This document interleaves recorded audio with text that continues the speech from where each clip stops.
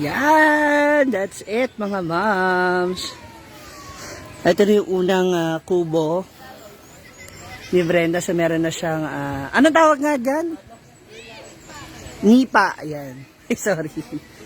Nipa. Yan, so nilalagyan na yung gilid. Meron pa siyang ilalagay dyan. Yung sa kisame. Ito yung pinakabubong. Sa pagitan. Yeah. So that's Poloy. Wow. Hi! So nagbablog din pala si Rhea. Ayan na siya, oh. Titigan nyo na, oh. Diba? Ang ganda na pagkakagawa. Baby Guy Vlog! Anong ilalagay dyan na ano? Parang... Linsin. Ha? Linsin. Yung plain lang? Oo. Ayan. Maglalagay rin daw ng pinto o hindi? Hindi pa sure. Hindi pa lagyan. Hintayin natin yung decision ni Brenda. O, yung magiging final decision niya. Kung ano pa idadagdag or gagawin. Tapos itong gilid, ano dyan? Dito, yan. Baka mayroong ilagay dyan. Pero hindi pa ngayon. Kailangan tapusin lahat ito. Tapos tsaka na yung mga final retouch. Pati yung bubong. O, di ba? Ang ganda. So, feeling ko kasya dito hanggang 3 tao. Depende sa katawan. So, 3-4, ganyan. Pwedeng pa ganun yung higa. Pwedeng pahalang or pwedeng pahaba, ganun. So, depende sa inyo. O, di ba? Ang likod ninyo, taniman. Yan. Ito yung katabi niya, yung pangalawa. So, ayan, may skeletal na. Mabilis siya, may skeletal na siya. Skeleton. Skeletal. May skeleton na siya. So, bukas, salagyan na rin nila yan ng nipa ulit. Then, susunod na. Ay, may pangatlo na, May base na yung pangatlo. So, ayan. Para dire-diretso yung gawa nila. Dito nakakatuwa kasi sa likod, di ba? Pwede kayo manghuha ng mga suso. Ang daming suso, Ayan, Nakikita nyo ba, mga moms? Zoom natin na onte. Ayan, Ang daming suso. Kabog, di ba? Yan. So, ayan siya. Ito yung likod, harap. Ang bongga nito. Kasi, ang gagawin na ganito ay 9 na piraso. So, yung 9 pieces na yan, hanggang dun sa, bago marating yung mga kawain na nandun sa dulo. Ayan. Magandang hapon sa inyong lahat. Ayan, kung may mga ads man po na lumalabas, please don't skip the ads. And please share this live. Maraming salamat. Ayan. So, pang ilang na nila to. Second week. Second week na silang gumagawa rito. Pero itong kubo, mga 4 days pa lang ata. Or 4 or 5 days pa lang sila nagbubuo. So, kasama dyan sila foreman. Yan, si Puloy, si Baby Goy, si Nolly. Yan yung kanilang yun yung kanilang nipa, di ba? Ang bongga. Syempre, abangan nyo rin yung kung magkano yung magiging rent niyan. Pag okay na siya dito, okay na yung lahat.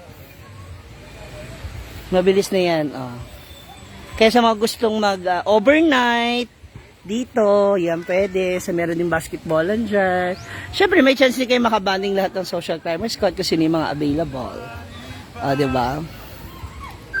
Thank you so much for sharing this live, mga moms.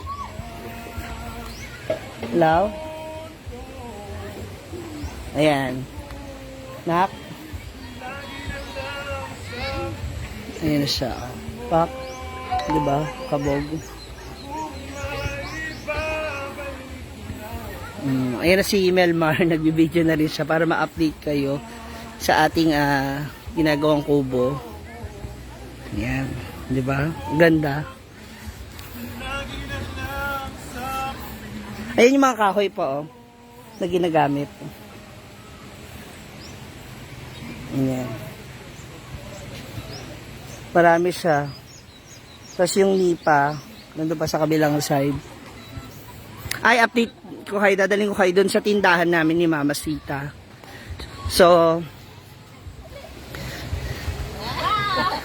originally sabay na kami sana mag-open ni Mama Sita ng store. Kaya lang, since wala pa rito yung mga items ko, nasa Manila ko pa siya kukunin.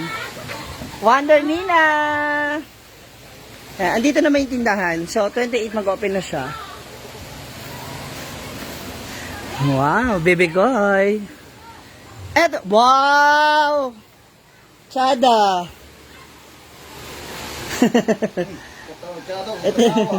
ito na yung tiles. Oh, naka-tiles na tayo. Yes. Naharangan na rin yung sa CR. So, ayan. Safe na rin siya. Meron na siyang, anong tawag nga rito, kuya? Sa ano na to? Steel matting. Ayan. Kaya sa mga preso. Oo, palalagyan po ng pintuan yun. Depende kay Brenda, abangan natin. Ayan. O, diba? So, open na ang, malapit na mag-open ang sari-sari store ni Mama Sita. Sira-sira store. May pintuan naman, no? The Utang Store. Ha? Oo. Parang okay na ako dyan. Charot. Walang sarahan yung tindahan. No? Ganyan lang.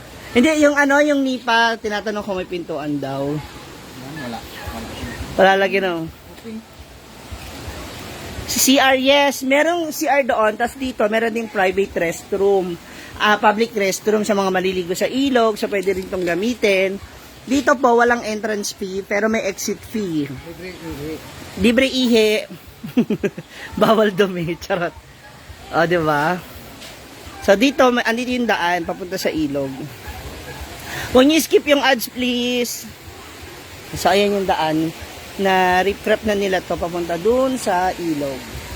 Tapos, Brenda, she's also planning na buhayin yung mga lamesa dun sa gilid, dun sa kabilang side, para na sa ganon, pwedeng mag-picnic doon, magkain-kain, ganyan. Tsaka ang ganda ng ilog, oh. May paduyan pa. Diba? Yan yung regalo ko rin kay Brenda na duyan, actually. Binili ko sa kanya yan. May table din dito. So, may mga ilan na po mga turista na nagpupunta rito, naliligo sa ilog. Yan yung ginagamit nilang yan yung ginagamit nilang lamesa. Yan. Foreman! Tanungin natin si Foreman.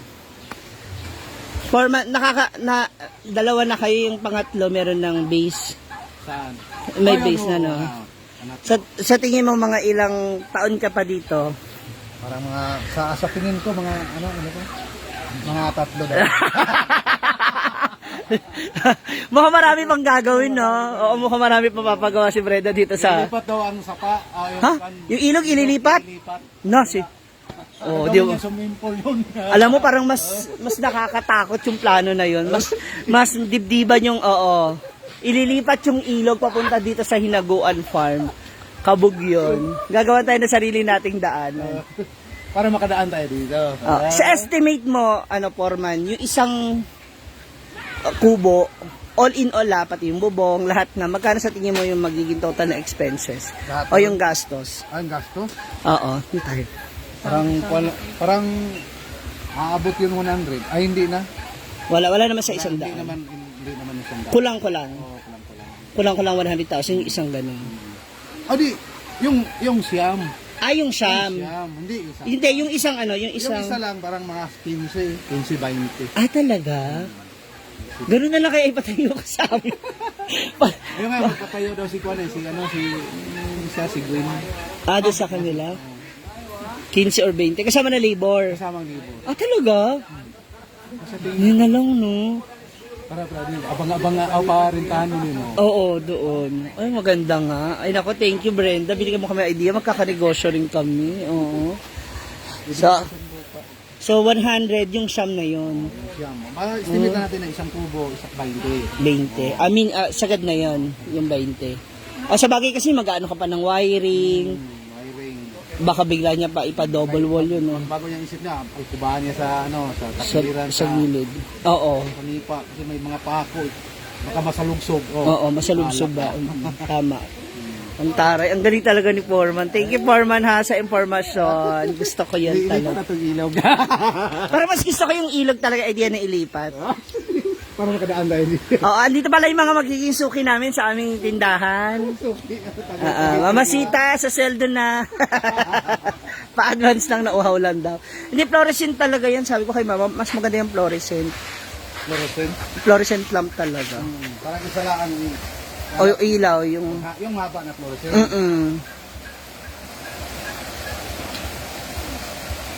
Eh, syempre, magagawa rin tayo ng sarili yung outlet, saksakan, doon sa doon sa kubo na yun. Para na sa may sarili kayong charging area. Pero yun nga po, isa rin yun sa mga pinoproblema ngayon ni Brenda, yung tungkol sa kuryente kasi minsan nga humihina yung humihina yung source nung kuryente. Pasensya na kayo na medyo haggard pa yung itsura ko, no. So ayun lang, gusto ko lang kayo i-update regarding dito sa bahay niya. Sa kanilang kubo. Yan, diba? Imagine from here, nakailera yung siyam na yan hanggang dun sa dulo. Ang bongga nito talaga. Thank you for sharing this live. Yes po, isa rin po yun sa mga plan namin na maglagay ng paalala, reminders nun po sa mga naliligo sa ilog na yung basura po natin. Meron kaming tapunan ng basura. So, sana rin natin.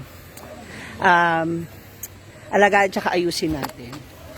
O, para na sa gano'n, mapanatili natin malinis yung ating ilog tsaka yung ating farm, di ba?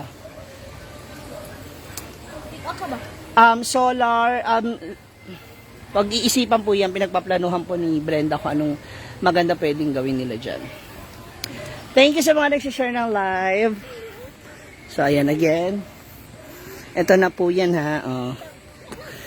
Sa mga gustong mag-book in advance, so, pwede kayo mag-message sa ating Hinaguan Farm. Uuwi ako, punta ako dyan. Yes! Kada kubo. Pwede naman po yan yung ilaw, is yun ang gagamitin natin, yung solar panel na mga ilaw. Pero yung, syempre yung outlet, yung saksakan, yung mga magcha-charge, di ba? Siguro, sagad na yung 3 saksakan sa isang kubo. Kasi if you want to eat, mag-ano naman may daily concert. Pwede naman niya, kung request ninyo, di ba? Sasabihan natin yung mga Bex, para na sa ganon, merong may concert, ganon. Yung pool po doon banda, itatayo ni Brenda kasi ewan ko kung matutuloy pa yung isang bahay niya dyan sa may tabi, malapit sa puno ng nyug. So ito na yung pangatlo. O, alam niyo na, kabog, hindi ba? Kaya naman mga moms, naku, abangan ninyo yung mga susunod na update, no, sa mga social climbers, kung ano po pa yung magiging resulta nito, ating mga kubo ni Brenda dito sa kanyang Hinaguan Farm. So once again, thank you for sharing this live. Sa mga hindi nag-i-skip ng ads, maraming salamat sa inyo. I really appreciate that. And sana po, pumunta rin kayo sa aking YouTube channel, Ma'am Shiji. Ayan, panoorin nyo rin po doon yung iba kong mga videos and vlogs. No? Yes, may bonfire din po. Malapit po yan doon sa may court ilalagay. Para na sa ganon, may mga activities tayo sa gabi. So may store naman sa mga gusto mag-inom, available yung mga drinks. Short order na pulutan. Andyan si Melmar, andyan si Bating. Who else can cook? Brenda might cook for you, di ba?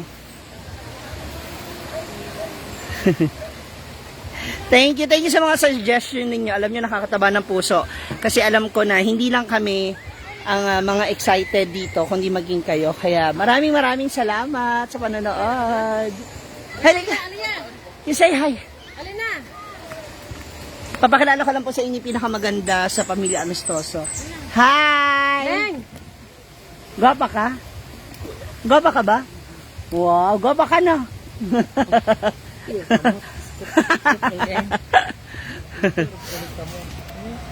Ayan, sa mga hindi na notify sa aking sa aking account, sa aking page, please unfollow me tapos follow back ulit. I-follow nyo ako ulit, then click nyo po yung favorites. Maraming salamat. Thank you so much for watching. I love you guys.